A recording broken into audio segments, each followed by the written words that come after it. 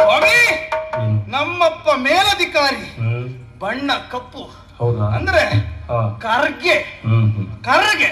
ಆದ್ರೆ ಈ ಪ್ರಿಯಾಂಕ ಕರ್ಗೆ ಅಲ್ಲ, ಬೆಳ್ಳಗೆ. ಸ್ವಾಮಿ, ನಮ್ಮಲ್ಲೊಂದು ಸಂಪ್ರದಾಯವಿದೆ. ನವ ವಿವಾಹಿತರು ಒಂದು ದಿನ ನಮ್ಮ ಮನೆಯಲ್ಲಿ ಉಳಿಬೇಕು.